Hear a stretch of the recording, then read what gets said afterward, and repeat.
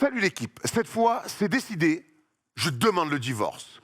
Trop, c'est trop. Le quotidien est devenu insupportable et je n'ai plus la force de passer un jour de plus à tes côtés. Oui, Draymond, je demande le divorce. Et tu vas recevoir un courrier de mon avocat, Maître Moya, de la Starac, que tu pourras lire pendant le match 3 face aux Kings. Je suis sûr que tu auras largement le temps.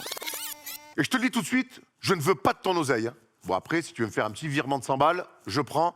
Je m'en sortirai toujours mieux que Madame Hakimi. Mais ce n'est pas une histoire d'argent entre toi et moi, Draymond. D'ailleurs, je te le dis, hier soir, j'ai eu une aventure avec Xavier Tillman.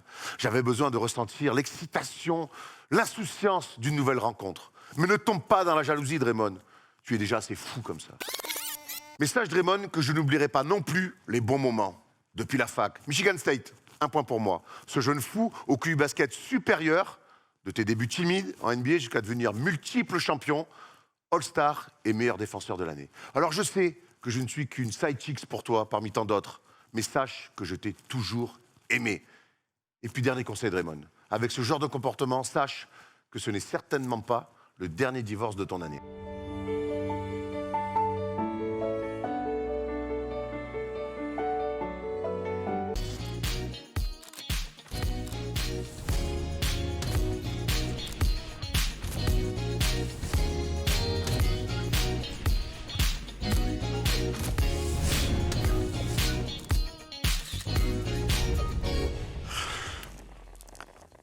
Salut l'équipe, on est jeudi et le jeudi c'est le first des shows. On est en plein play-off et on va se régaler encore dans cette émission. Oui, je n'ai pas de blagounette d'introduction, vous le savez, vous l'avez vu. Je suis en plein divorce donc je vais la jouer soft. Heureusement, pour me redonner le sourire, Thomas et Arthur sont là. Ça va mes métis? Ça va super, ravi d'être là pour te soutenir dans cette épreuve en effet. Ça doit être difficile hein, le soir avec Draymond Green, même si j'ai compris que t'étais pas vraiment sa meuf officielle. Ah écoutez, il a, comme toute femme de joueur NBA, enfin beaucoup en tout cas. Bah, écoute, je ne suis pas la seule. Je ne suis pas la seule. Okay, bon. Mais l'amour. Ça va toi Arthur parce que là, comment ça va Arthur? Ça fait longtemps qu'on t'a pas vu. Ouais, j'ai raté une émission avant vos départs aux États-Unis, mais content d'être là. C'est vrai que tu nous regardes toujours quand même. T'inquiète pas. Je te vois sur Twitter, qu'est-ce que t'es bon. T'inquiète pas. T'es aussi, exceptionnel. T'es aussi bon que beau, c'est dire comme tu es bon. Est-ce qu'on n'irait pas follow un petit peu, donner la force sur Twitter à Arthur? C'est vrai. Allez sur Instagram surtout parce qu'il y a des photos de lui torse nu, je crois. Mais allez. Le gars il commence. Bah oui, bah attends, écoute, on aime les belles choses et puis maintenant je suis sur le marché. Maintenant je suis sur le marché donc. Écoute, hein, tu peux me DM. Avant de se lancer dans cette émission où on va revenir sur tous les premiers tours Est et Ouest avec un débat notamment sur Draymond Green, on va vous faire quelques annonces. Notamment dimanche, de la deuxième partie de l'interview de Victor Wembanyama. Ça vous a régalé sur la première partie. En même temps, on aura la deuxième partie finale de l'interview avec Victor Wembanyama. Comme la semaine dernière, rendez-vous dimanche 16h sur YouTube en live. Et ensuite, après, vous pouvez la voir en replay. Et pour vous donner un petit avant-goût de cette deuxième partie d'interview, voici un extrait de l'interview de Victor. Je me suis dit l'autre jour, en fait ma vie ressemble un peu à Touquet des fois. Je fais des trucs, je rencontre telle star, je vais faire mes chaussures pour la draft, je vais, je fais, voilà quoi. Ça ressemble un peu à Touquet des fois. Mais c'est fou et voilà, mais c'est un peu fatigant, donc faut pas trop faire même d'apparitions comme ça et tout. Bah, j'aime bien aller au Parc des Princes, mais bon, les matchs ça finit tard, tu vois. Si j'ai entraînement le lendemain matin, donc c'est assez fatigant, mais franchement c'est super cool. C'est que du bonus en fait. C'est que du plus. Et puis y a pas perso je ressens pas de pression ou quoi. Tu vois, je rencontre Mbappé, je suis pas en train de me dire faut que je sois bien devant lui et tout, tu vois, c'est tranquille quoi. Et oui, tranquille Victor, quoi. Et oui, Victor, les matchs au Parc des Princes finissent tard, mais heureusement, la Ligue des Champions, elle finit tôt au Parc des Princes. Mal perdu. Le week-end, messieurs, c'est les finales de Coupe de France et c'est toujours un événement pour le basket français. Rendez-vous, tout le basket français, rendez-vous à Bercy. Le basket fédéral, le basket pro, les cadets, les cadettes aussi. Et on va commenter, Thomas. Absolument, ça va se passer sur la chaîne l'équipe live et sur la chaîne Twitch de l'équipe. Ça va commencer à 9h15 avec les U17 féminines. Ça va suivre avec les garçons 11h45. Et Erwan et moi, on fera donc 2 énormes affiches du championnat de France filles-garçons. Donc l'Asvel va affronter Basketland. Chez les filles, ouais. Chez les filles. Et ensuite, l'énorme Asvel Monaco sera à 16h45. Le tout donc sur Twitch et sur l'équipe live. Franchement, on va se régaler, Erwan. Ouais, sur le Twitch de l'équipe live, hein. Ça sera pas sur notre Twitch, mais on va soyez au rendez-vous, on va vraiment se régaler. Donc ça sera samedi, le matin tôt à 9h jusqu'à. Pas d'excuse, quand on se lève et tac, on y va, quoi. Jusqu'en fin d'après-midi. Ça, c'est des journées qu'on aime. Allez, on se plonge dans le sommaire de l'émission parce qu'on a beaucoup de choses à voir. On reviendra donc dans les news sur pas mal de séries. Il y en a sur lesquelles on va s'attarder plus ou moins. Mais surtout, derrière, on va attaquer le grand débat. Les Warriors peuvent-ils s'en sortir? Et surtout, Draymond Green est-il fou? C'est une question sous-jacente qu'on va rajouter. On fera une palette sur la nouvelle star des Lakers, Austin Reeves, à la loupe. Et vous verrez, on reviendra notamment sur son match 1 face aux Grizzlies, dans la lecture, comme il est très très fort, le nouveau meilleur ami de LeBron James. Et on finira comme d'habitude avec le quiz. Tu sais qu'il les a préparés. Il y a un Kelfac. Je crois que les dernières fois, tu as été bon. Non, la dernière fois, il était catastrophique. Non. Il est venu endormi, là. J'étais chaud, et celle d'après, tu m'as battu. Vous savez quoi On je verra. crois qu'on s'en branle. Et on verra. Rendez-vous à la fin de l'émission. Allez, on attaque les news.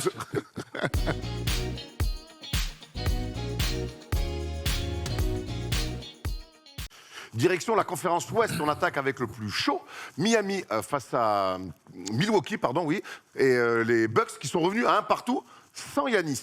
Absolument, c'était la grosse info du premier tour, c'est que les Bucks, grands favoris de la saison NBA, avaient perdu Giannis avec cette chute sur le dos et avaient surtout perdu le Game 1 avec un Jimmy Butler fantastique. On se posait la question de est-ce que les Bucks allaient réagir? Giannis était incertain, ils les ont démontés. Plus 36 à un moment donné dans ce match-là. Dès la mi-temps, il n'y avait plus de game. On a vu un collectif qu'on a vu toute la saison à l'œuvre avec une pluie de 3 points. Vraiment, sans déconner, c'était exceptionnel. Il marque 25 points dans le match. On voit un 80-55 à la mi-temps. C'est un record d'ailleurs, les 80 points marqués pour la franchise historique des Bucks. Voilà, une réaction à l'orgueil par un énorme collectif. Arthur, avant que je te coupe un petit peu, c'est bien de voir une équipe favorite comme ça réagir de cette manière sans son meilleur joueur. C'est bien, mais c'était surtout nécessaire. Moi, j'en attendais pas moins de la part des Bucks. Même s'il y avait la blessure de Giannis, moi, j'ai vu ce matin qu'il jouait pas. Je n'étais pas au courant avant. Mais lorsque tu regardes le match, en fait, tu te rends compte que quand tu as de l'adresse, le basket, ça change tout. Et pour moi, c'est une réaction logique, hein, même s'il n'y a pas Giannis. Il y a quand même une structure. On a mis ça en avant toute l'année et depuis même le titre de 2021. Donc, réaction logique, normale. Après, il joue contre un seed numéro 7 qui s'est transformé en seed numéro 8. Normal. Après, la confiance qu'ils ont eue, notamment sur la première mi-temps à 3 points, Connaughton, Joe Ingles, là, c'était... T'as raison, j'ai rarement vu ça. Les gars, ils s'arrêtent en contre-attaque. Il y a des passes 10 fois mieux à faire. Boum, ça rentre dedans. C'est un truc de fou. Et ça, les belles soirées. Quand tu prends des plus de 3 points comme ça au basket, on ne le dira jamais assez pour ceux qui ont joué. Ça, t'as l'impression de prendre des claques dans la tête quand les mecs ils mettent. Et là, tu passes de 3 points marqués, les gars. tu passes de moins 16 à moins 22 en contre-attaque. Ça va trop vite. Non, clairement, c'est pour ça que je parlais de réaction d'orgueil. C'était attendu, même s'il y avait l'absence de Giannis, on ne pouvait pas imaginer que Miami mène 2-0 dans la série. Ça aurait été complètement ouf. Et tu as raison de parler de structure. C'est une équipe très bien structuré.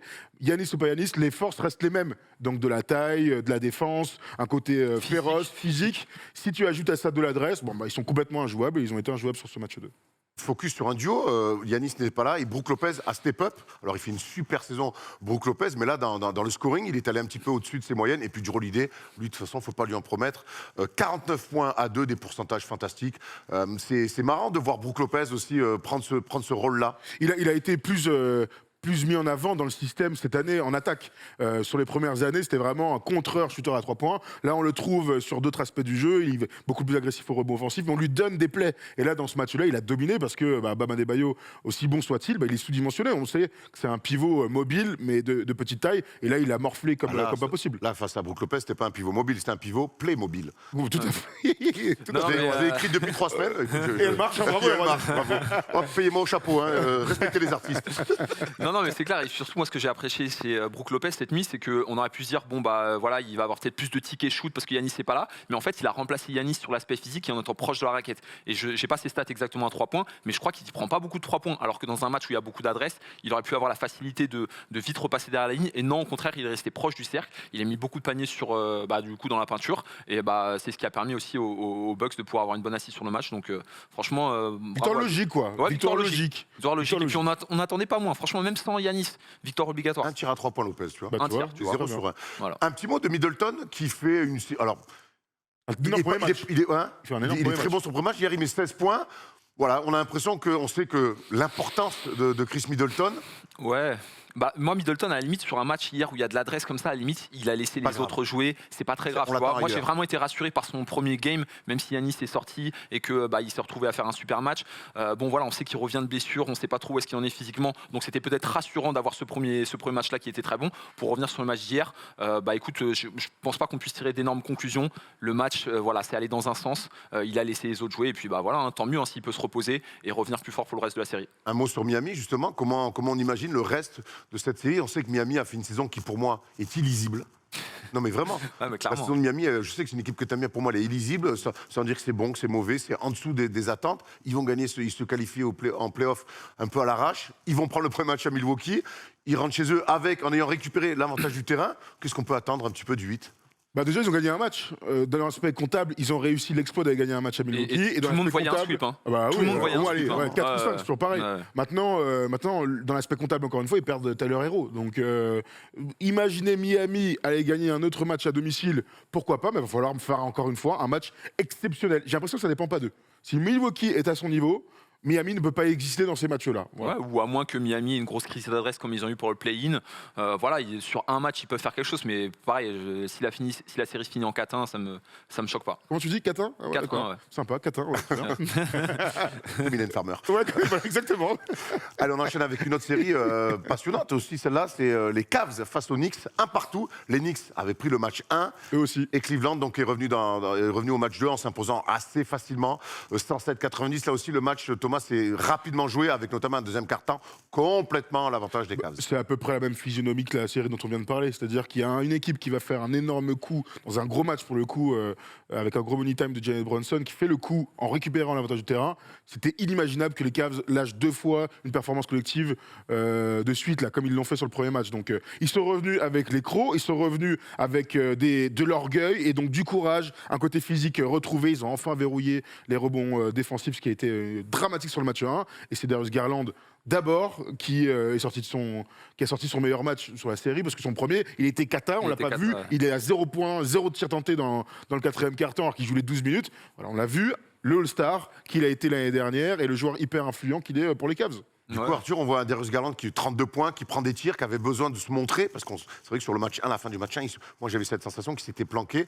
Et on voit Donovan Mitchell à 13 passes. C'est aussi important aussi pour Donovan Mitchell et les Cavs de remettre comme ça Darius Garland au cœur du jeu. Ouais, c'est là que tu vois aussi les équipes et les affinités, et, la force d'une équipe. Donovan Mitchell avait fait un gros match, notamment une grosse première mi-temps. Là, c'est Darius Garland qui fait une énorme première mi-temps et un deuxième quart-temps. Et tu as Donovan Mitchell qui essaie de le mettre bien, qui essaie de le trouver, qui laisse pas trop qui laisse le jeu venir à lui, qui ne force pas les choses. Alors qu'on a quand même l'habitude, même depuis Utah, de voir Donovan Mitchell forcer les choses, notamment en playoff. Donc, je pense que ça tombe vraiment à point nommé pour Darius Garland, parce que c'est un joueur, moi je pense, qui est encore jeune, c'est un joueur que j'adore, mais qui a peut-être encore des soucis de confiance. Et un deuxième match où il serait passé à travers, je pense que ça aurait pu lui faire beaucoup de mal en arrivant à New York, surtout avec la guerre que ça va être là-bas. Donc bravo à eux, bravo pour les Cavs pour la réaction. Et moi je pense que c'est la série là qu'on a tous envie de voir. En plus je crois qu'il y a des matchs qui sont hyper tôt ce week-end, donc ça va être lourd. Et il y a un truc qui est important, c'est le leadership de Donovan Mitchell. Le leadership, c'est parfois mettre 40 pour faire gagner ton équipe. Voilà, il a mis 38 au premier, ils perdent. Mais c'est aussi de remettre la confiance dans la tête de tes coéquipiers et d'arriver à ce que tu fais un mauvais match, mais gars, on est avec toi, tu vas voir, on va donner les ballons, parce qu'il a dit, Darius Garland dans la conférence de presse d'après-match, il a dit, mais en fait, je me suis pas reconnu, quoi. Je sais même pas, je peux pas l'expliquer, tout le monde me l'a dit, faut que ce soit différent, etc. Et il a réussi 2 jours après à se remettre complètement dans ce qu'il faut faire pour gagner. Dans cette série, Darius Garland doit marquer des paniers. Ouais, Mitchell peut-être un peu moins, créer du jeu pour les autres. Ils ont réussi à faire. Et en Donovan Mitchell, c'est une progression aussi de pouvoir savoir faire cette espèce de sacrifice sur le scoring, parce que quand tu es un scoreur, tu as toujours envie de marquer des points, mais se dire, ok, là ce soir je vais faire plus jouer les gars, c'est une progression. Et au Cavs, on le voit depuis le début de la saison. Il a eu des crises à la passe, il a joué meneur par-ci, par-là. Clairement. Franchement, c'est honnêtement un autre joueur. C'est pour ça qu'il sera au NBA First Team et qu'il aura des voix pour le MVP. Hein. Et 17 points, 13 passes. Hein. Ah ouais, bête de match. Et puis Caris LeVert. Moi, Caris LeVert, après le premier match, je me suis dit, il va devoir jouer 3-4 minutes et qu'on ne mette pas plus. Et il a fait un deuxième match. Je crois qu'il doit mettre dans les 20 points, un truc comme ça. C'était important Et en fait, parce que le banc des Cavs avait été honteux sur le match 1. Et là, pareil, les points de Caris LeVert, c'est important. Ah bah oui, de toute façon, dans ces séries de playoffs, ça va être que des ajustements match après match. Là, le banc des Cavs, c'est aussi ajusté. Un mot sur les Knicks, les gars. Ouais. Ils ont pris le match 1 avec un Moi, je l'ai dit, avec un grand Jalen Brunson, ça n'a pas été des grands Knicks. Josh Hart a été fantastique, mais ça n'a pas été un grand match des Knicks. Et un grand Mitchell Robinson. Il y a un grand Mitchell Robinson dans le combat, dans la lutte. Sur le match 2, ils ont souffert physiquement. Il n'y a pas eu de grand Brunson. J'ai envie de vous poser la question sur deux mecs qui, pour moi, pour l'instant, ne sont pas complètement rentrés au rendez-vous de ces playoffs-là. C'est Julius Randle et R.J. Barrett, avec Randle qui a des stats en baisse, mais qui est au-dessus des 20 points avec un pourcentage kata, et R.J. Barrett qui semble taper dans le mur. On peut rajouter Emmanuel Quickley, mais qui est en sortie de banc. Mais ça, c'est deux starters, options 1 et 3. Alors, il y a deux trucs différents. Juste Randle, avec les playoffs d'il y a 2 ans, on a tous ça en tête, et je pense qu'il l'a en tête, et on a fait une palette la semaine dernière pour dire que ce serait peut-être le pire match-up pour lui. Ce que je vois, c'est qu'il fait les trucs qu'il a fait toute la saison, mais qu'il n'arrive pas à les convertir. Donc, au retour au Garden, j'ai du mal à être inquiet pour l'instant pour Julius Randle. R.J. Barrett, en revanche, là, on voit ses limites. C'est encore un jeune joueur. C'est un physique de très haut niveau. Il peut apporter sur plein de choses, etc. Donc de la défense, physiquement, machin. Le problème, c'est qu'en play-off, il faut plus que juste être bon physiquement et faire les choses que tu sais faire. Il faut être plus inventif quand tu as la balle en main pour aller au panier. Et puis, il faut mettre dedans. C'est ça, grosse Là, tu viens de dire deux choses. Arthur vient de dire créatif.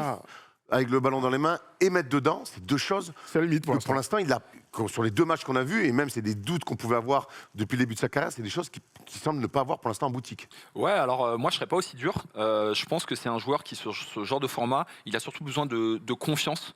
Et typiquement, il fait un premier quart-temps au Garden où il met son premier tir à 3 points, il met un dunk en contre-attaque. Je pense que c'est le gars qui peut faire un match à 30 points et décoller. Typiquement pour lui, c'est un manque de confiance. Il connaît pas encore ce niveau de compétition, même si ça fait déjà 3 ans qu'il est dans la ligue. Il n'a pas toute l'expérience avec ce rôle-là. Donc moi, pour lui, c'est plus une question de confiance. Pour Julius Randle, en fait, j'ai l'impression que c'est ce qu'il fait depuis qu'il est arrivé à New York, sauf que là il n'y a pas d'adresse et que en fait j'en entends pas beaucoup plus ni beaucoup moins. En fait il fait du Randle, il croque, il est fort sur pénétration, il va être hyper agressif, mais sauf qu'il n'y a pas d'adresse. Donc à la limite, moi Julius Randle, c'est son jeu quoi. Je trouve pas que le problème que j'ai avec Julius Randle, c'est qu'il a 2 matchs très similaires. Il fait 2 bonnes entames et puis après il sombre.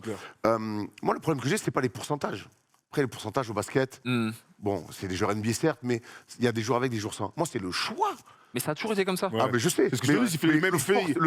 La deuxième mi-temps du match 1 qu'il fait, mais il peut te faire perdre le match. Ce sont des choix où il veut forcer. Il est là avec ses euros, il est bien défendu, il veut aller au bout et au dernier moment, il voit, il met des fusées en touche. Et encore, le rebond offensif, ça lui sauve un peu son premier match. Parce qu'on dit, il est au rebond offensif. Mais moi, j'ai l'impression que je vois du Randle depuis qu'il est à Knicks. De toute façon, il y a 2 choses qu'on peut raconter sur les joueurs NBA. C'est que tu as le joueur NBA qui va se remettre en cause, qui va faire autre chose, parce que son jeu lui permet de faire autre chose. Donc défendre, par exemple, Westbrook, par exemple, sur le premier match où il a 3-17, et il fait tout le reste très bien, parce qu'il a la capacité de faire tout le reste très bien. Juste Randle, c'est l'autre genre de joueur NBA, c'est je suis tellement fort, j'ai tellement confiance en moi que je vais continuer jusqu'au bout à faire ce que je fais et ce qui a marché cette saison. Non mais c'est le constat qu'on peut faire. Il n'est pas en train de se dire, du coup je vais peut-être créer un peu plus pour les autres. Je dis gros, moi, mon game c'est des 1 contre 1, c'est des step back, je vais continuer et on va gagner comme ça. C'est aussi la surconfiance qu'on ne peut pas comprendre à notre petit niveau auquel on a joué. Peut-être. Moi, il y a le côté j'ai confiance qui est important pour être un go-to-guy en NBA. T'es obligé, moi je connais pas un go-to-guy de NBA qui dit attends, t'es sûr que je pense que tu vois ça. Les mal alpha, on le dit souvent. Les mal alpha. Maintenant, je pense qu'il aurait quand même grand intérêt à laisser un peu le jeu venir à lui dans les moments compliqués. Voilà. Je te dis pas de t'effacer, je te dis que et surtout on parle de confiance, mais attention aussi au fait que j'ai l'impression qu'en plus de sa confiance, il y a un truc que je veux prouver. Il a trop cette envie de je veux prouver. Et après, mais comme tu disais, sa série face aux Hawks là, il y a 2 ans, là, ça lui reste dans la tête. Et en fait, tout le monde attend New York et attend Julius Randle à ce niveau-là pour des playoffs. Match 3, en tout cas, c'est dans la nuit de vendredi à samedi. Retour des playoffs au Garden. Gros avantage à New York pour moi. Ça va être exceptionnel dans une série qui est plutôt très excitante. Il y a un partout. Le retour des Knicks avec. Est-ce que Spider-Man va être encore là avec son. J'espère. Il régale avec le gros barbu là. Ils sont fantastiques. Ce ne sera pas Triangle cette fois, mais ça sera certainement Donovan Mitchell. Je crois que le match de dimanche, il est genre à 18h30 en France, un truc comme ça. On va se régaler. Donc pour eux, c'est à 8h du matin. Donc bon courage. Messieurs, on a un nouveau concept un petit peu là, c'est 3 séries en un mot. Un mot, j'exagère, mais on va essayer d'aller vite sur ces séries où on prendra plus le temps lundi dans la libre antenne, 22h minuit. Soyez bien avec nous sur Twitch. C'est pour ça, on prend le temps sur les émissions d'aller sur des séries et moins sur d'autres. Boston-Atlanta, messieurs, 2-0. Boston domine. Trae Young est ciblé défensivement.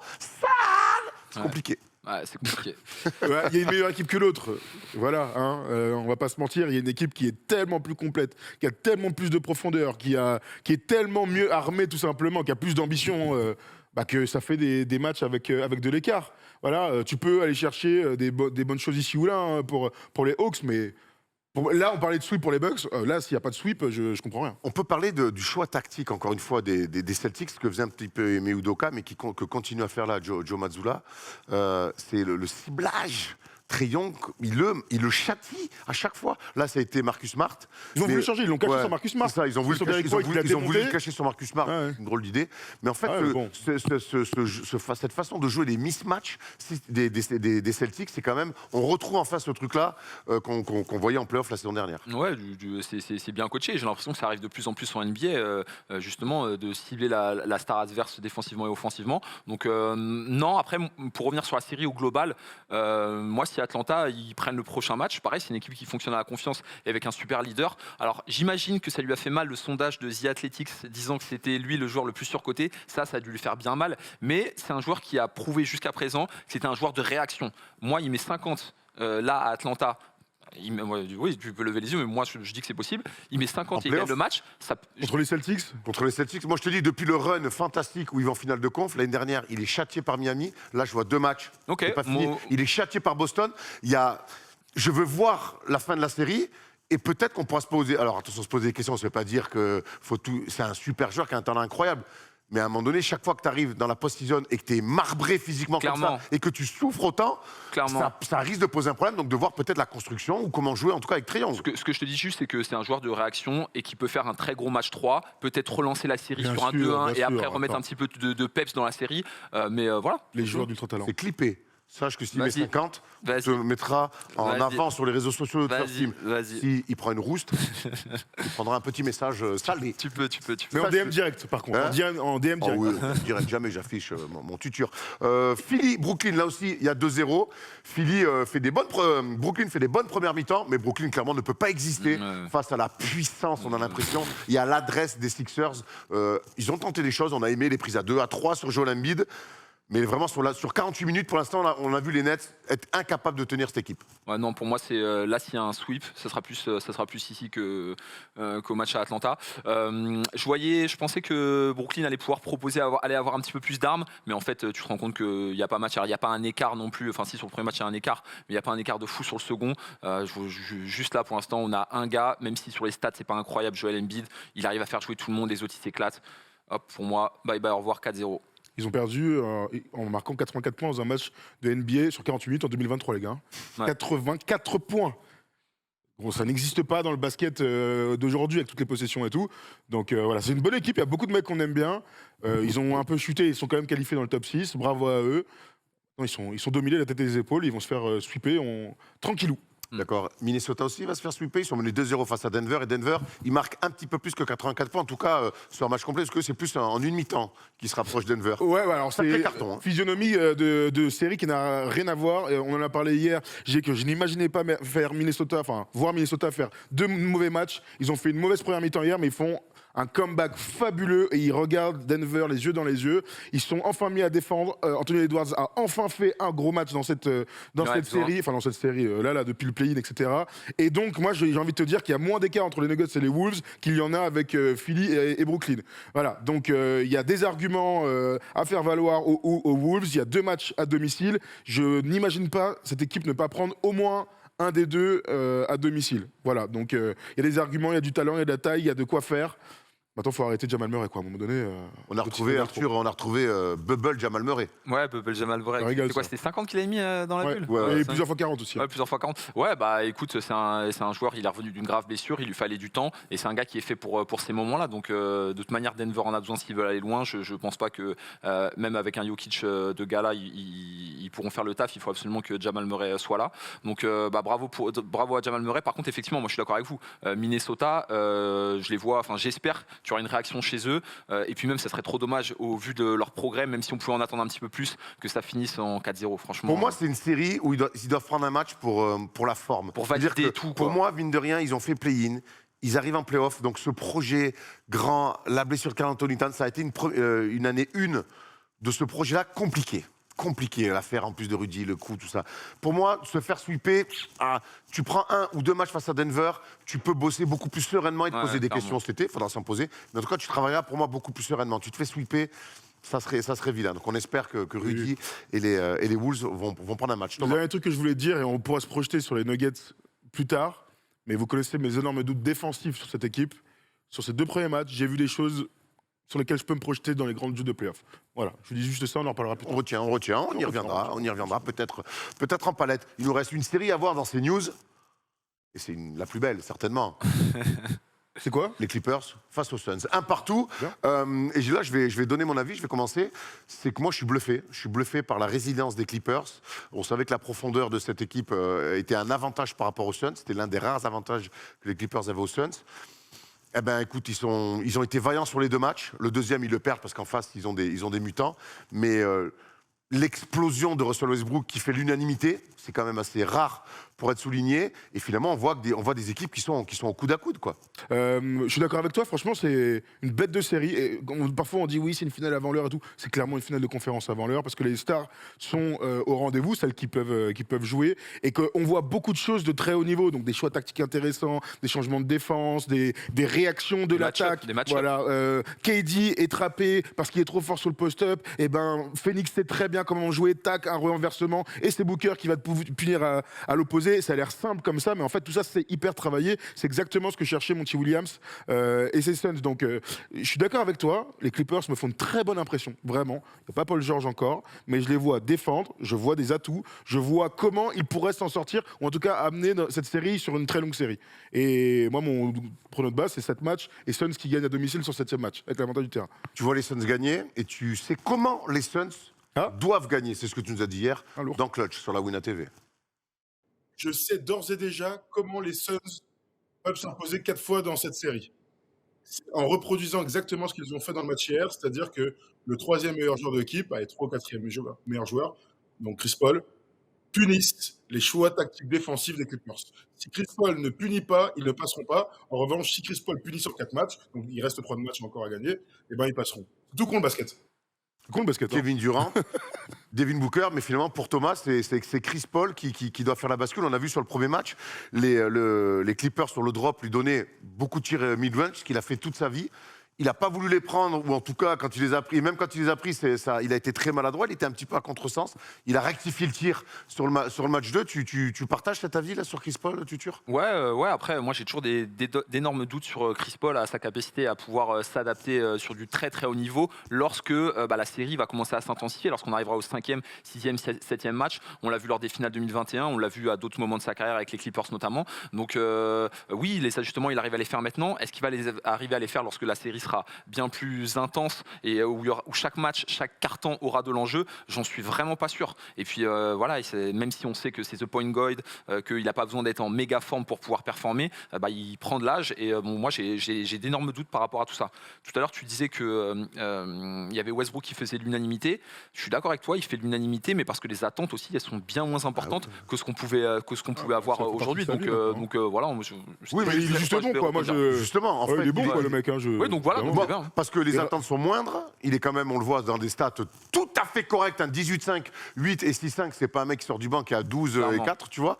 Et puis surtout, j'ai l'impression qu'il est arrivé dans une maison où on le prend pour ses qualités. Il perd 2 ballons dans le match 2 qui sont assez terribles, mais c'est du Westbrook. Et surtout, je trouve qu'il est bon, mais il a un impact sur le collectif. C'est en ça que je te dis que pour moi, qui fait l'unanimité, et vous savez combien j'ai pu être dur avec lui sur des moments, mais moi, je trouve qu'avec ses qualités et ses défauts, il arrive à avoir un impact sur son équipe, et positif. Un impact positif, voilà. Un impact positif sur son équipe. Et pas que lui tout seul. Et ça, pour moi, donc, c'est à souligner. Et puis l'énergie qu'il amène, le contre sur Durant au début là. Regarde les stats là, du match 1, quand il s'envoie Durant, Booker et Chris Paul, les pourcentages sont incroyables. Après, ça n'a jamais été un gros défenseur sur du 1 contre 1, mais là, pour moi, rien qu'à l'envie et au cœur, Parce qu'on Là, sait plus que ça, là, on moi, voit que j'ai c'est un envie de dire, athlète incroyable. Ah, plus que ça. Bah- La défense, tu vois, le cœur, c'est si t'es un peu caché. Là, il fait tellement de différence. Là, pour moi, il fait des différences à la Tony Allen des grandes années, quoi. Moi, C'est je- le meilleur défenseur Non, de mais la parce qu'il est série. surexcité. Je le trouve, il est habité, il est surexcité dans le bon sens C'est du ce que je terme. te dis, c'est ça, les bêtes de défenseur, c'est d'arriver voir. Il a un impact positif sur des interceptions, sur des deflections, etc., que personne n'est censé avoir à ce point-là. Qui arrive à contrer KD sur le mid-range? Ça peut arriver, mais 3 fois dans la saison, c'est déjà arrivé 2 fois dans la série.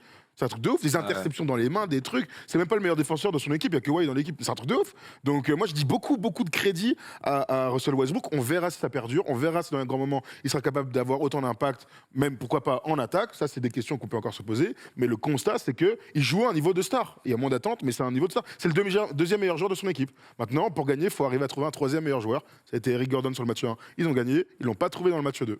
Voilà. C'est comme ça aussi, hein, l'équation sans Paul George, elle est très simple. Alors, Paul George, les Clippers ont dit qu'il raterait l'entièreté de la série, et pourtant, on le voit courir. Voilà, il y a tout un point, bluff, pas bluff. Voilà, il y a tout, ils aiment bien, en tout cas, la NBA. Mais moi, je ne désespère pas de voir Paul George, pourquoi pas, finir la série. Ça serait plutôt bien pour le spectateur et évidemment pour les Clippers. Bon, les gars, c'est bien beau, Westbrook, on adore. Chris Paul, sanctionné, nana. Il y a un duel de stars et on n'est pas déçus. C'est Kevin Durant face à Kawhi. Ça, pour le coup, on avait vraiment envie de le voir. Et sur les 2 premiers matchs, on n'est vraiment pas déçus. Il y a un duel de mammouth entre les deux. C'est pour ça qu'on regarde l'NBA, c'est pour ça qu'on regarde les playoffs, c'est pour voir des stars s'affronter. Là, on est servi. Franchement, ils jouent à un super niveau. Kawhi. Kevin Durant, tu regardes le match, il est blasé à la mi-temps, il est 20 points. Il est trop fort. Mais là, Kawhi, ce qu'il fait, c'est des 2 côtés du terrain, la manière dont il utilise son corps, les pourcentages d'adresse qu'il a, j'ai envie de le mettre à un niveau encore plus haut. Et s'il arrive à faire ça, il faudrait vraiment des gros Suns ou un gros Kevin Durant et un gros Devin Booker pour pouvoir l'arrêter. Mais C'est possible. mais ce qui est possible, hein. Mais là, ce qu'il fait, c'est incroyable. Franchement, Il est fabuleux. Après, voilà, en playoff, lui, il arrive toujours à activer un fameux mode.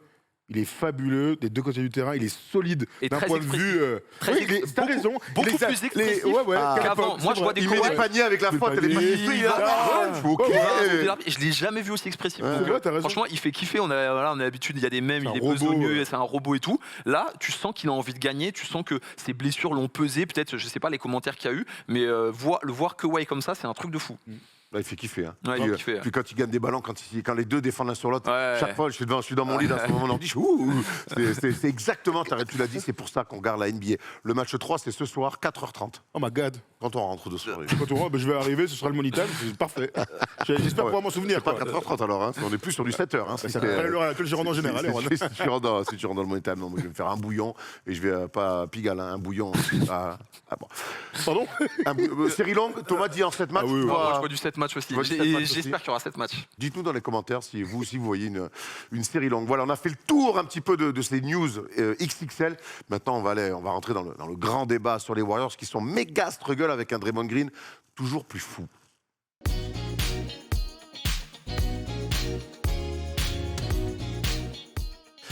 Les Warriors, champions en titre, sont en train de se faire botter. Ils sont menés 2-0 après 2 matchs à Sacramento où on a vécu une ambiance exceptionnelle. Le premier match, ils ont eu le tir pour égaliser et ils sont finalement inclinés 126-123. L'autre match, 114-106. Thomas, les Warriors s'accrochent, piétinent, sans mauvais jeu de mots, mais les Warriors sont tellement dominés, mon gars. Avant qu'on aille vraiment sur l'aspect basket, parce qu'il y a d'énormes choses à dire, on va quand même ouvrir le cas de Draymond Green. On en a parlé un petit peu avec Thomas. Arthur, je voudrais ton avis là-dessus, sur le comportement de Draymond Green et son exclusion, sa suspension, haranguer la foule, son niveau basket. Où on en est avec Draymond Green? Franchement, moi, je vois plusieurs choses à dissocier. Que ce soit un bad boy de la NBA qui donne des sales coups. Voilà, son coup, c'est un mauvais coup, il n'y a pas de souci. Moi, ce qui me dérange profondément, c'est l'organisation Warriors, qu'on connaît jusque-là hyper carré. Et là, la phase où il est en train d'haranguer la foule, de faire des signes comme ça, et qu'il n'y ait aucun membre du staff, ou même aucun coéquipier, limite les gars, ils sont en train de rigoler, ah, on connaît, c'est Draymond Green et tout. Mais moi, je trouve que c'est pas possible, en fait. C'est pas possible qu'il y ait ça. On connaît Draymond Green. Les gens, ils savent. Mais aller aussi loin, je trouve ça hyper dérangeant. Personnellement, je trouve ça hyper dérangeant. Après, la suspension, elle me paraît logique. Ce qui est dommage, après, on peut se dire que c'est un coup de sang et tout, parce que Domantas Sabonis lui tient la cheville et tout.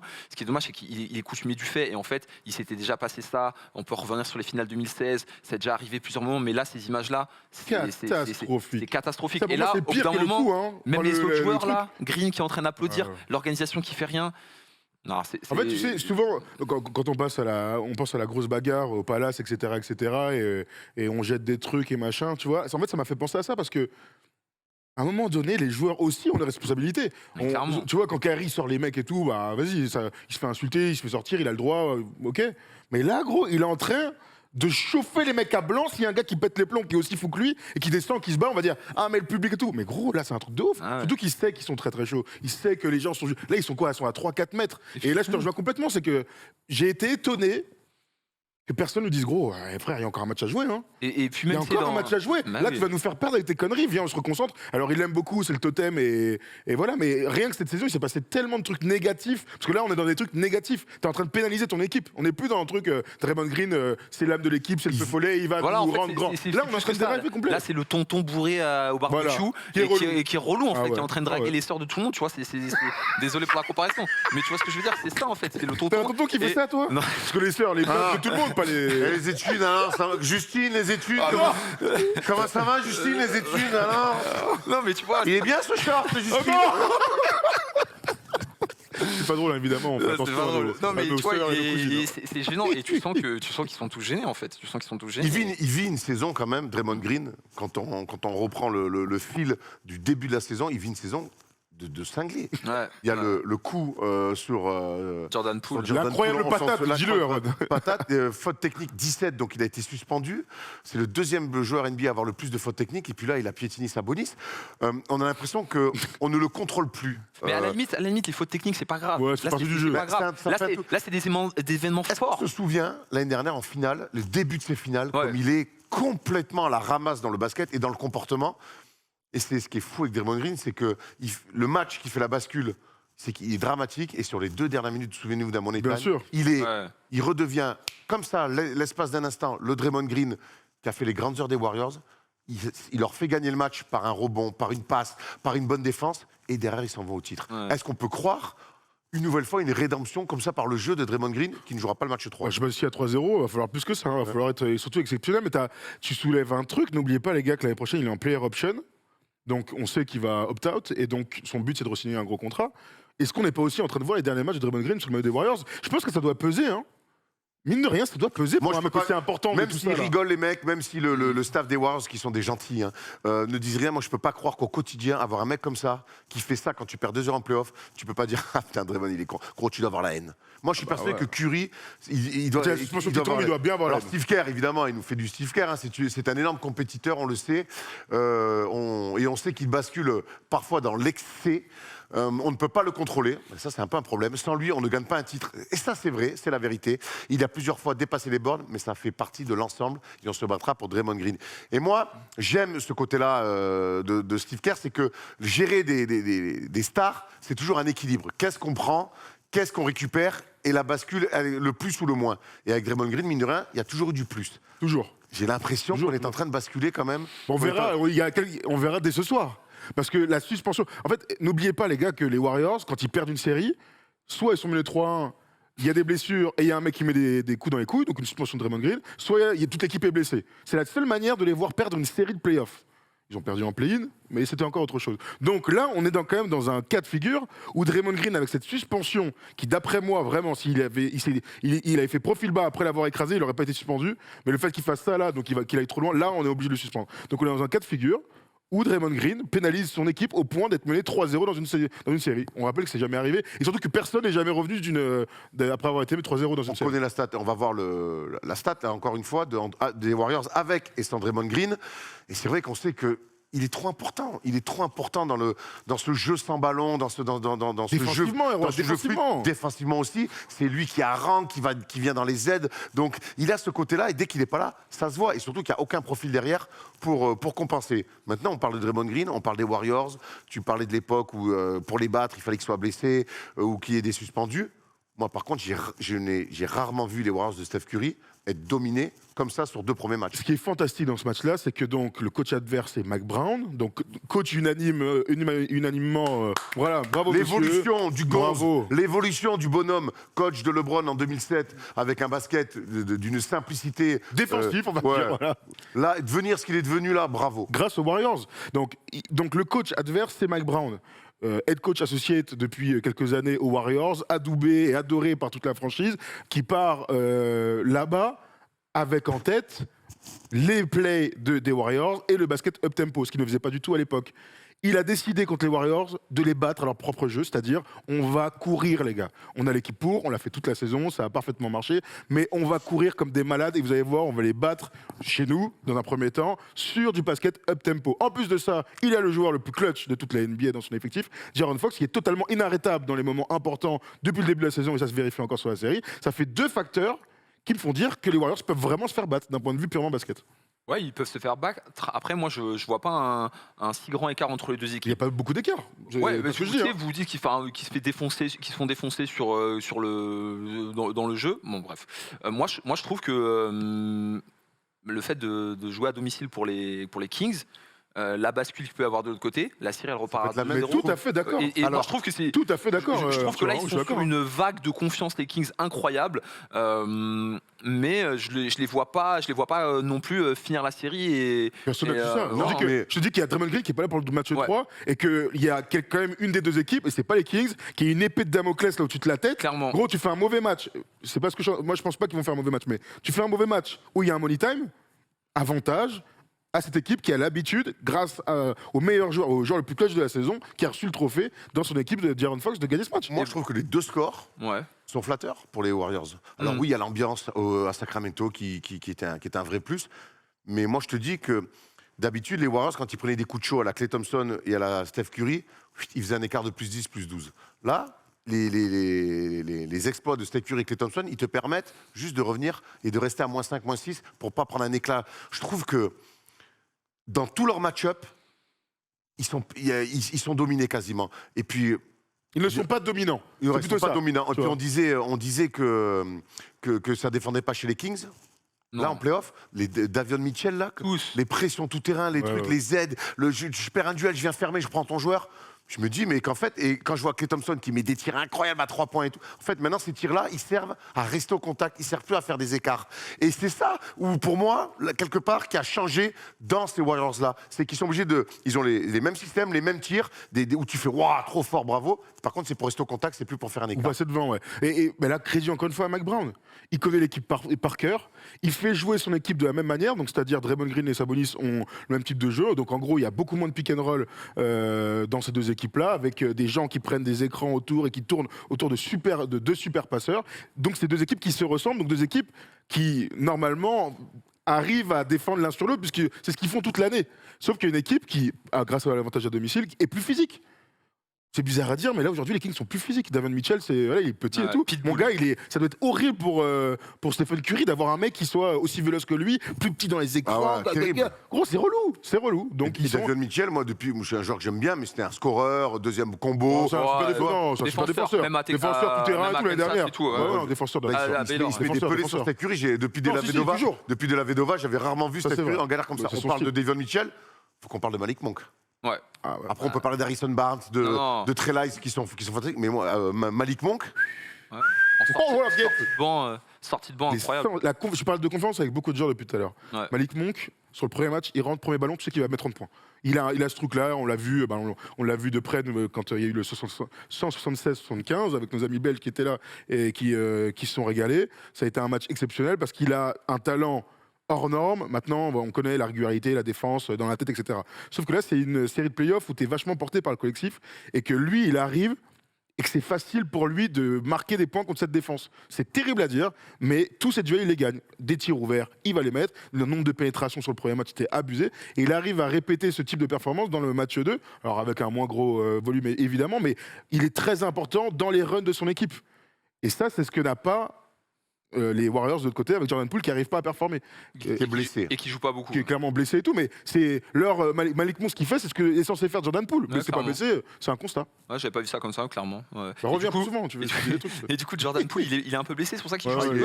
Apparemment, la cheville, c'est vilain. Hein. Ok, parce que voilà, 18 minutes, je sais qu'il avait pas beaucoup joué. Non, la cheville, apparemment, il joue bien blessé et il a la cheville un peu bien endommagée. Donc il est vraiment sur un pied. Ils vont avoir besoin de toute leur force pour pouvoir honnêtement, gagner. là, sur ces deux matchs, les fins sont jamais belles. Ouais. On s'y attend jamais.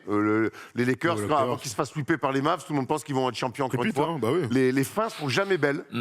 Donc, moi, je te pose une question par rapport à Sabonis. On a beaucoup parlé, toi et moi, mais toi, tu as l'impression que Sabonis, c'est la maillotche. Alors, ce qu'a fait Draymond Green est inexcusable et il se pénalise lui, il pénalise son équipe et c'est un relou de faire ça. Vraiment, c'est chiant. Mais par contre, je te dis, Sabonis, il est fort. Et je te jure que moi, quand je regarde le match, et je me suis rematé une deuxième fois, il est tout. Lui, autant je trouve que même Malik Monk, s'il est mis défensivement, je trouve que Sabonis, mon gars, il attrape tout le temps les bras. Il est tout le temps là, il les rend fous. Hein. Et il n'est pas très sanctionné là-dessus. Et beaucoup, hier, quand on en parle en off, un peu tout le monde dit, mais attends, Draymond Green, l'autre, il doit attraper À un moment donné, quand tu t'es par terre, tu attrapes les pieds d'un mec, qu'est-ce que tu attends comme réaction?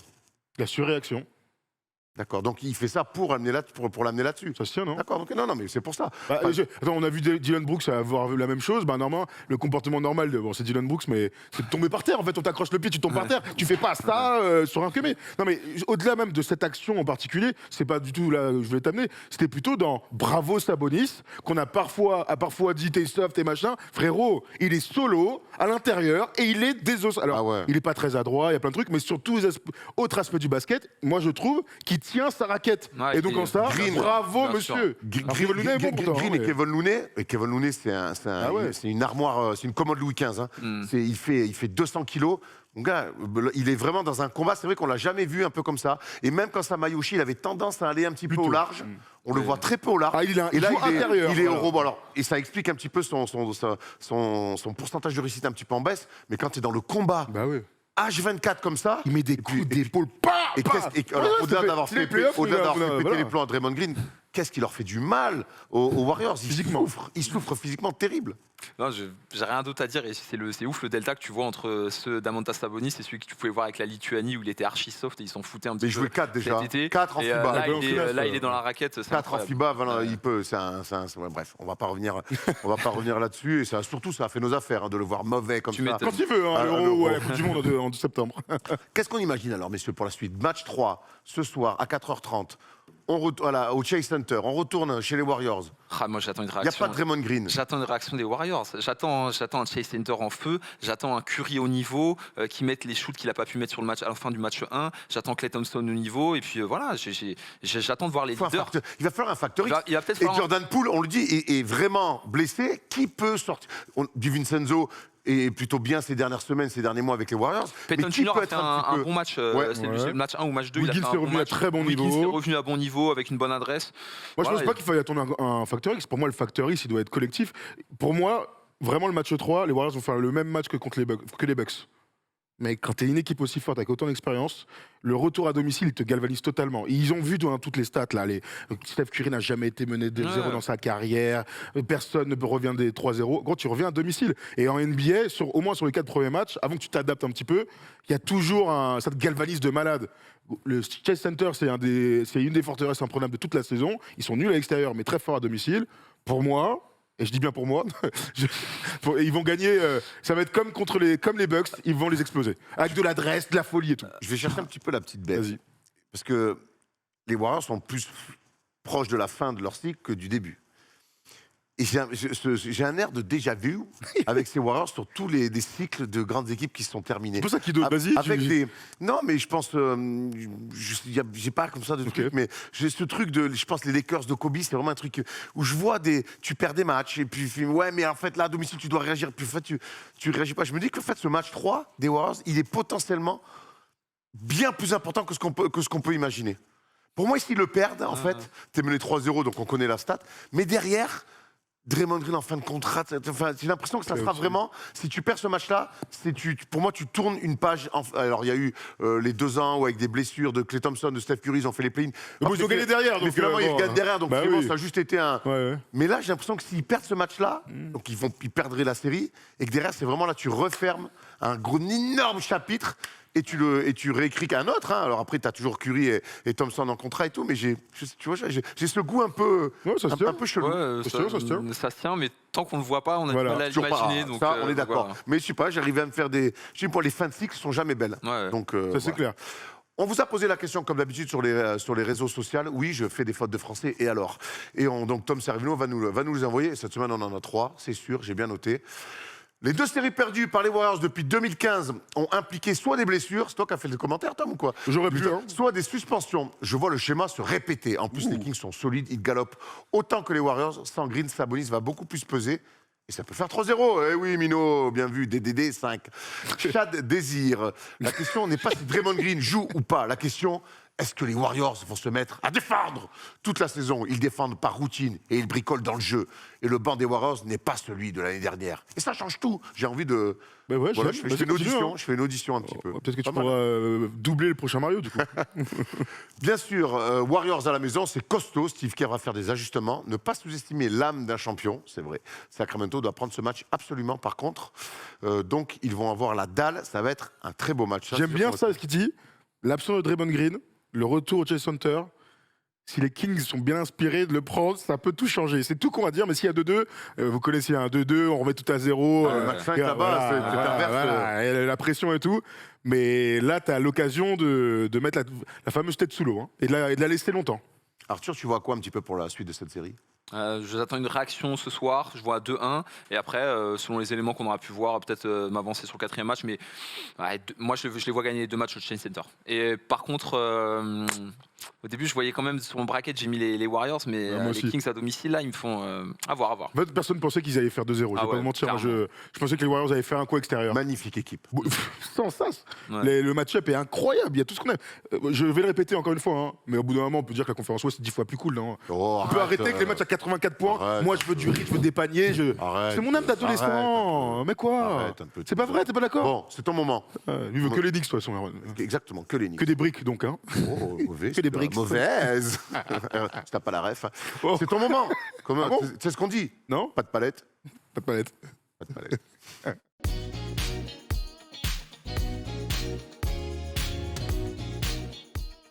Allez, il nous reste une série à voir dans cette émission et c'est les Lakers de Thomas Dufan, genre c'est ta franchise, face aux Grizzlies de Memphis. Il y a un partout et on va revenir sur un homme et sur un match. C'est Austin Reeves sur le match 1.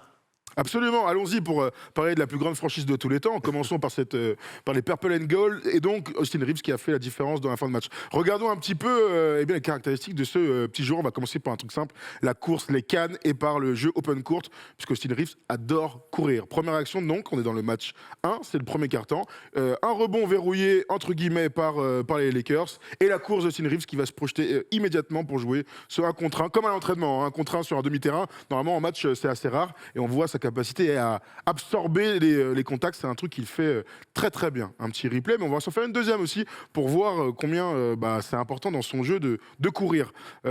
Toujours dans la première mi-temps du match 1, la passe un peu galère de notre ami Luke Kennard. La course, on va se revoir ça un peu plus patiemment. D'abord, on focus sur Austin Reeves qui défend sur Tyus Jones, le porteur de ballon. Luke Kennard qui a un tir ouvert, qui va pas le prendre. On va voir le petit regard d'abord d'Austin Reeves qui va donner un pas d'aide. Il va rester quand même entre les deux.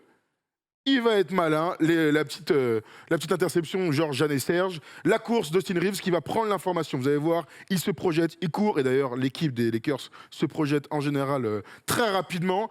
Un premier regard pour voir qui a son défenseur. Un deuxième regard pour voir qui va plus vite que le défenseur. Mais surtout, qu'il y a notre ami Anthony Davis qui déboule. Allez, hop, ça c'est des actions qu'on aime, dont a besoin surtout une équipe pour se donner de l'allant, Erwan, dans ces gros matchs de play-off. Ouais, ce que j'aime bien là-dessus, Arthur, c'est la prise d'information. C'est-à-dire que très vite, ballon gagné, projection vers la fin, et il a 2 regards vers Jaren Jackson Jr. Et pourtant son dribble reste linéaire, mais il le fixe du regard il voit Anthony Davis derrière et il envoie. Ouais, Ça va très vite. Ouais, ça va très vite. Et puis c'est ce qu'on attend d'un joueur d'impact comme lui. Hein. Alors là, il sort pas du banc, mais c'est un petit peu sa marque de fabrique. Donc aller droit au panier, faire croquer les stars et être agressif en défense. Donc il est parfaitement dans son rôle. Et tant qu'il fera ça, Caruso s'est créé une carrière. Il y a eu des gros contrats avec ça. Il est dans cette veine-là. Hein. Absolument. J'aime bien la comparaison. Pour deux joueurs qui n'ont rien à voir. Pour Non, les trajectoires mais de dans le- carrière. Pour les Tout à fait. trajectoires. Dans le journée, Tout à fait. dans la exactement. création. J'espère que le deuxième va rester au Lakers. C'est un autre débat, donc on parlera dans 30 secondes. Deuxième palette, allons-y, et on va s'intéresser plutôt au jeu placé cette fois-ci avec Austin Reeves, le maestro du mec dans son dos, bien sûr, son pick and roll. Austin Reeves, donc, porteur de balle cette fois-ci. On va voir un premier écran d'Angelo Russell. Bon, voilà, je ne veux pas parler plus de lui parce qu'il m'énerve. Austin Reeves va prendre un simili-écran, plutôt on va dire que c'est plutôt un slip de notre ami Anthony Davis. Il va surtout voir que Ja Morant derrière lui est en position de faiblesse. Ja Morant adore faire ça lui aussi. 2 contre 2 à jouer avec Jaren Jackson Jr. qui est en drop. Le joueur à l'opposé là qui vient en aide est complètement battu. Et Jaren Austin Reeves, Jackson Jr. qui est en aide. alors c'est Tillman peut-être qui est en drop. Oui, je crois que c'est ça. Et le petit tir drop facile pour un joueur de grand talent. Il est très très fort pour mettre les joueurs dans son dos. Et ben, ça, c'est le nouveau basket moderne. Et c'est important, quand tu as 1000 joueurs dans ton dos, de dire « Ok, j'ai gagné ». J'ai gagné. Ce que j'aime bien aussi, c'est qu'ils vont chercher le pick and roll avec Tillman pour que Jaren Jackson Jr., on va le voir, qui est un fort contreur, qui a le sens du contre, sur cette action, il le coupe complètement de la défense et ça lui donne un tir pas simple pour moi, mais pour lui, c'est plutôt des bons tirs. Franchement, pour lui, c'est plutôt simple. Il n'y a pas de contreur et les défenseurs sont loin. Après, Memphis, vous savez, adore mettre Jaren Jackson Jr. comme ça à l'opposé pour venir plutôt en aide. Autre palette, on continue à regarder notre ami Austin Reeves, toujours dans ce match-là. Il va se rapprocher de la fin du match où il a été exceptionnel. Et on va regarder cette action. Plein de fantaisie, la passe exceptionnelle dans le dos pour le 5e 3 points consécutif de notre ami Rui Hachimura. Austin Reeves, à l'opposé de la balle, c'est LeBron qui va faire une passe lobée là, avec son pote Anthony Davis. Il y a du spacing dans cette équipe des Lakers. Il y a surtout une défense qui renforce et densifie son côté fort pour défendre sur Anthony Davis. Austin Reeves va rester bien profondément sur le corner là-bas. Il aurait pu aller par exemple au panier pour un backdoor et lui faire la passe. Non, il reste bien là-bas. On va aussi focus la fin des 24. C'est très important dans cette action. Dylan Brooks va venir sur le close-out. Il va venir un peu n'importe comment parce qu'il pense qu'il va prendre le tir. Ça, c'est l'intelligence aussi d'Austin Reeves de voir l'homme libre et de jouer dans le bon tempo. Regardez le close-out, la fin de tir. 3 Lakers sont tout seuls et il va lâcher cette passe de maestro. C'est ce qu'on aime aussi. On parlait de R.J. Barrett tout à l'heure avec le manque de créativité. Pour le coup, on revoit un petit ralenti. Austin Reeves est très créatif, balle en main, Erwan. Ce qui est marrant, c'est de voir LeBron qui est comme ça et qui choisit de faire passe dans le dos à Rui Hachimura, Arthur. C'est génial. Ou Hachimura qui fait pas l'extra surtout. Là, alors je vous rappelle, c'était la fin des 24. Ce soir-là, il a bien fait. Oui, c'est vrai qu'il a la fin des 24. Hier pareil, je vous rassure. Mais la fantaisie de ces jours-là, c'est important de créer le déséquilibre par le dribble, par des passes, etc. Mais parce qu'il reste dans des choses qu'il maîtrise. Ce que j'aime bien, c'est que tu as raison de dire qu'il peut couper, aller au panier, mais là, il va être dans un registre où il va pouvoir se faire contrer dans les airs qui sont moins son domaine. Par contre, être trop large, bien de rendre des mètres à la défense sur le close-out, ça, c'est son truc. Et après, je vais te lire, je t'attaque ou à droite, à gauche, il prend l'intérieur, derrière. Forcément, quand tu prends une valise comme ça, les défenses, les ailes, c'est n'importe comment. Et après, il te joue de la flûte. Il va chercher qui il veut. On rappelle que c'est un joueur qui est donc en contrat restrictif et en fin de contrat. Et que pour l'instant, les Lakers peuvent lui proposer seulement un peu plus de 50 millions de dollars. Mais qu'ils peuvent matcher toutes les offres. On verra ce que vont décider les copains de Ginny On a Buss. vu le Jazz, une rumeur qui pourrait lui filer quasiment 100 millions. 100 millions. Ouais, on est déjà sur les 100 millions. Bon, ça va vite la NBA. Dernière action. Et on est toujours dans le clutch time pour ce joueur qu'on aime beaucoup. Encore un pick and roll tête de raquette. L'action paraît très simple, mais en fait, c'est 100% lecture de jeu de ce que la défense te donne. Il reste donc 2 minutes 10. Les Lakers sont à +3, c'est le money time. Et on donne la balle à Austin Reeves. C'est pas LeBron qui finit ce match-là. C'est pas Anthony Davis, c'est bien Austin Reeves. Le pick and roll central d'Anthony Davis. La défense, donc le drop coverage comme on l'appelle avec Jaren Jackson Jr. Il y a un énorme espace entre lui et les défenseurs. Austin Reeves prend le temps, honnêtement il prend le temps de prendre ce tir et on voit surtout la confiance d'un mec. Ce qui nous a bluffé toute la saison, tous ceux qui aiment les Lakers et qui aiment Austin Reeves, c'est la confiance dans laquelle il joue. C'est son premier match de playoff, le mec il met plus de 20 points et fait gagner sa team. Ouais, il vient avec cet esprit Quinry qu'on connaît. J'ai tout approuvé, j'arrive, mais non plus j'ai pas un stress incroyable. Et je pense que son début de match l'a mis en confiance, la fin du match l'a mis en confiance. LeBron le met en confiance. Écoute, il a pris son tir, il l'aurait raté, ça aurait pas été non plus la catastrophe, puisqu'on l'a mis dans les meilleures conditions. Donc bravo à lui. Et tout à l'heure, tu disais qu'il jouait vachement bien le pick and roll en mettant les joueurs dans son dos. Ça me fait penser, désolé de faire la digression, mais à Bronson, qui fait aussi super bien ça sur le pick and roll. Donc, dans un autre style, mais t'as raison. Style, ouais. Et on a fait une balle sur Nadir Rifi, le joueur du Portail, qui fait ça. Et pour tous les jeunes meneurs de jeu qui veulent progresser et tout, c'est important de maîtriser cet aspect sur le pick and roll. Et une petite info qui n'est pas connue de tous, c'est que Austin Reeves à la fac jouait meneur. Okay. Ce qui peut expliquer aussi ses facilités de lecture sur pick and roll. Alors en NBA, il est vraiment grand, donc c'est un poste 2-3, mais on lui donne aussi beaucoup de ballons sur pick and roll parce que c'est un mec qui, à la fac, jouait meneur. On va élargir maintenant sur cette série. Les Lakers, on l'a vu, ont pris ce premier match, pendant qu'on voit les très bonnes stats d'Austin Reeves sur ces 2 premiers matchs. On était content de voir les Lakers rentrer vraiment en playoff. Moi, j'avais l'impression que Memphis, sur le match 1, avait fait un match de saison régulière sans saveur. Sur le match 2, ça a été un peu l'inverse. Les Grizzlies, sans Ja Morant, sont venus vraiment rentrer dans la gueule des Lakers, à l'image de Xavier Tillman, 22 points, 13 rebonds. Et puis surtout, Memphis, qui perd l'avantage du terrain, mais qui va aux Lakers à un partout. Hein. La grosse crainte, là, c'était de se retrouver à 0-2 avec 2 matchs à Los Angeles à venir, et puis une impression que les Lakers avaient déroulé d'un point de vue collectif. Ce qui est bien en NBA, c'est que tous les soirs, à chaque match, tu peux avoir un avis différent. Ce que j'ai vu, moi, dans ce match 2, c'est que les Grizzlies, à l'orgueil, eux aussi, ont réussi un énorme match collectivement. Défensivement, ils ont été top niveau, ils ont trouvé de l'adresse. Tous les joueurs sont sortis du bois. Xavier Tillman est évidemment le mec qu'il faut sortir parce qu'il n'a pas été bon au match 1, il a été très très bon dans le match 2, donc à voir où est la vérité. Mais ils ont réussi à l'orgueil, avec tout ce qui les ont fait gagner des matchs sans Ja Morant depuis 2 ans, c'est-à-dire de la défense et surtout peu de pertes de balles et un jeu très structuré. Et là, je fais un gros shout-out à Tyus Jones. Ouais, voilà, c'est ce que j'allais dire. Ils ont la chance, leur superstar, c'est un meneur.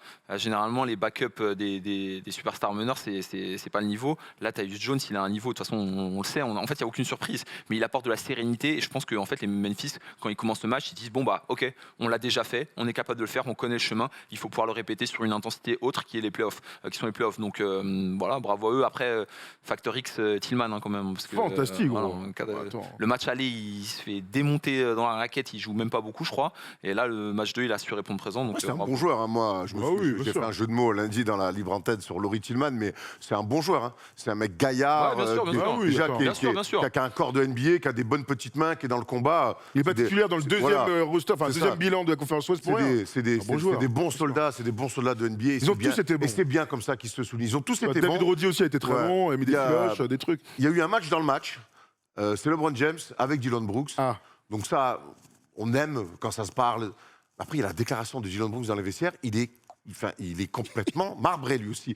Il n'est plus au même niveau qu'à Cleveland ou à Miami. J'aurais aimé le voir à ce niveau-là. Ça aurait été une tâche plus difficile. Il est vieux, je vais l'user. Il a envoyé un grand... Il est vieux en parlant de LeBron James. Et puis alors là c'est à l'écrit. Il y a l'attitude avec ses lunettes. C'est assez terrible. Franchement, vous savez, LeBron, c'est mon gars, mais franchement, ça ne me choque pas. C'est comme des boxeurs. Tu sais, à la fin, quand la série, elles vont se terminer, j'espère qu'ils vont perdre, ils vont se checker, il va dire je le respecte, c'était mon joueur préféré et tout. Donc en fait, c'est un truc de boxeur, c'est du trash talk. Franchement, j'y prête même pas attention. Au contraire, moi j'aime bien ça, j'ai envie de te dire. Moi j'aime bien ça. Mais moi aussi, vas-y, ça me fait kiffer. J'aime bien ça. Et le premier carton de LeBron au match 3, vous allez voir. Parce qu'il a dit moi je respecte que les mecs qui m'ont mis 40 sur la poire. C'est ça. Mais c'est ce qu'on veut, Erwan, putain. Il fait énerver LeBron, vas-y. Moi le match 3, je veux pas savoir si les Lakers vont gagner. Je veux voir si LeBron va mettre 40. Ce qui est fantastique dans le match 2, c'est que, et on doit le dire, ça part de LeBron. LeBron, il a un coup de chaud dans le troisième quart-temps, quand ils sont à -20. Il met un tir en fade-away et après il parle. Et là, Dillon Brooks, il a fait un truc que je kiffe. Il a fait exactement ça. Tu veux jouer à ça? Tu veux jouer à ça? Tu veux jouer à ça? Ok. Gros, le match continue. Dillon Brooks, il met une énorme filoche à 3 points. Énorme. Et il va parler à LeBron. C'est ce qu'on a envie de voir. Tu parlais tout à l'heure des restas, on regarde la NBA pour ça. Moi, je regarde aussi la NBA pour les restas qui se font chahuter par des mecs moins forts, certes, mais qui ont envie de leur rentrer dedans. Les conférences de presse de MMA, ils ont rien inventé, moi je te le dis. Nous aussi au basket, on sait faire ça. Bon, par contre, moi je vous suis, gros LeBron. Je pense vraiment qu'il va le démonter, gros. Il va mettre 40. Et s'il peut essayer de pénétrer comme il a fait dans le troisième quart pendant tout le match, ça m'arrange parce qu'il a envie de tirer que extérieur. Il me rend ouf. Ouais, Mais bon, c'est LeBron, hein, donc on sait que tout va changer quand il va aller à Los Angeles. Match 3, ça serait... Attends, je regarde. Samedi soir, je crois. Ouais, Samedi soir, 4h, et ça sera donc à la Crypto.com Arena. Voilà, on a fait le tour, messieurs, sur toutes les séries. Alors, on s'est attardé, certaines plus que d'autres. Si vous êtes fan des Hawks, des Celtics, des Sixers, ou des Nets ou autres, eh ben, rendez-vous lundi, 22h minuit, où on reviendra plus en longueur sur ces séries-là. On attaque le quiz. On finit avec le quiz, et il y aura évidemment un Kelfac, ça va... Comme Dylan Brooks et LeBron James, ça va parler fort.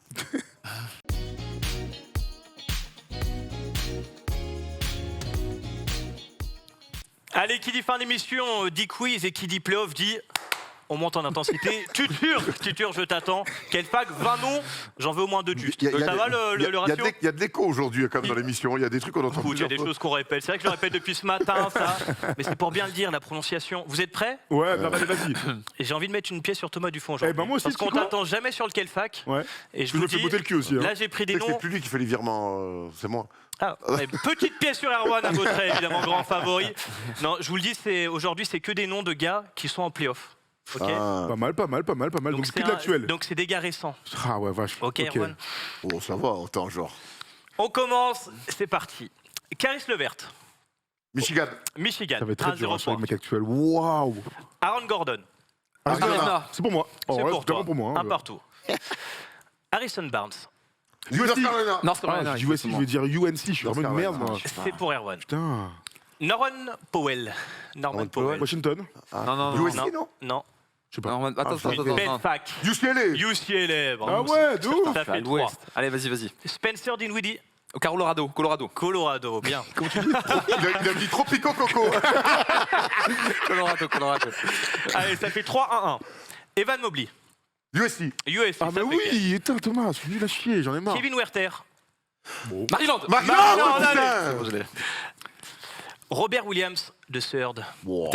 Texas, ça y est. Ah ouais. Oh la vache. Allez, Non, alors, je lui donne. alors, Je lui Texas, donne, j'aurais je dit- lui alors donne. attendez, Je lui donne. Texas, ce n'est pas Texas. Oui. C'est vrai. Il a raison, mais il avait le bon état. Voilà. Bon, d'accord, ok. Il a sorti Il tellement a vite bon que... c'est le bon pays, quoi.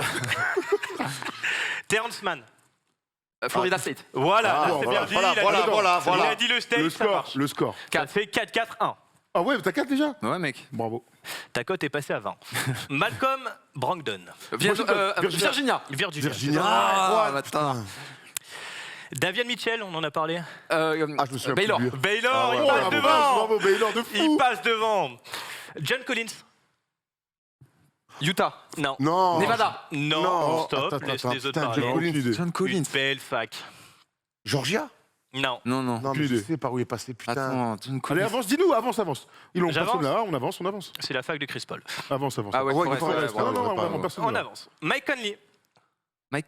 Ohio State. Ohio Ohio State. State. Ouais, putain. Ou le petit break, ça fait 6-4-2 Pour qui? Arthur. pour Ah, Arthur. je crois que c'était pour moi. Obi Topin. Oh, Ah, Dayton. Dayton. Ça y est, il a démarré, j'ai l'impression. Bravo. Combien il en reste? Il en reste 6. allez, au revoir. Tout est possible. Dorian Finney-Smith. Marquette. Florida. Non. Florida, oui, elle est Ah oui, belle. Florida, Ouais, bien me touche sûr. pas toi. Wesley Matthews. Marquette, oui, Marquette. Michigan State. Marquette. Marquette. Ah, J'ai dit ouais, Marquette. ouais, J'ai dit ouais, Marquette. il a dit M'en quoi bats les couilles, j'ai dit Il a dit Marquette. quoi Non, non, J'ai dit non, Marquette. J'ai dit Marquette. Il a dit Wichita State, on a pas compris. Il a dit non, il a dit Marquette, il a dit non, Ouais, ouais, et du coup, je sais pas quoi faire. T'enlèves, vas-y, Matthews, compte pas, élimine compte pas. élimine Je la tout. donne à personne. Ah ouais, ouais. Voilà. Ah ouais, t'avais dit Marquette. C'est Michigan State. Allez. Jared Vanderbilt. Oh, Vanderbilt. Vanderbilt. Aucune idée. Julien C'est la Arthur. même que... Non. Non, Julien Pas Arthur, une il y a légende, pas je de donne pas sens. de Non, légende. tu dis rien, on l'a pas. Julien Vous êtes Arthur sûr pour lui. C'est un Ah. truc de professionnel ici. C'est la même que Quickly. Que qui? Kentucky. Quickly. Ouais, Kentucky. Ok, t'as Il vient de acheté. Kentucky. Non, non. Allez, il nous en reste 3 alors, les gars. Allez. Alex Len. Maryland. Maryland, bravo. Oh, bravo. Danny Green. North Carolina. North North tout à Carolina, fait. pas mal. Et Allez, le dernier pour moi. Allez. dernier... Attends, c'est quoi le score là? ça- Ah, il a gagné, il a ça gagné. fait 7, 5, Ok. 3. Il compte 10 points, celui-là. Non. Il compte 10 points. Non. Et c'est Dylan Brooks. Washington. Oregon. Oregon. Bravo. t'as dit l'autre bout, j'y étais à la fac de Raymond. Putain, j'y étais. C'est comme les mecs qui disent, oh, j'ai fait l'INSEP, mais ils ont juste mangé à la cantine. Je suis allé visiter, quoi. Mais ça va pas la tête, Il a qui dit tu penses il encore était. Bien sûr, il est allé visiter. Bravo, Arthur. Bien, Tutur. Bravo. Super. Un très beau, Ah un très beau ouais, game. On peut dire ce qu'on veut. On peut dire c'est le meilleur jeu du monde. Non, Merci. alors qui suis-je Non, non. Qui suis-je Déjà, il y a 10 ans, on en fait Ça, c'est dans clair. des quarts. Meilleur obscurs. jeu du monde. Qui suis-je, le meilleur jeu Ça tombe bien, on passe au meilleur jeu. Tu sais, c'est comme le handball. Hein. Si vous êtes 3 à jouer, ça peut pas être le meilleur jeu du monde. Hein. Vous savez que c'est sur le qui-suis qu'on compte les points. D'ailleurs, vous êtes à égalité sur l'année, j'ai tout recompté. Non, À peu près. Alors, Il est fou, t'as des drôles de semaines, toi. vous êtes prêts? allez, c'est Je pour moi. suis né le 10 juillet 1985. J'ai donc 37 ans et j'ai quitté les parquets NBA en 2021. Pour autant, je ne suis pas bien loin des parquets NBA aujourd'hui. Mais commençons par le commencement. Je fais ma fac à Boston College, de 2003 à 2007.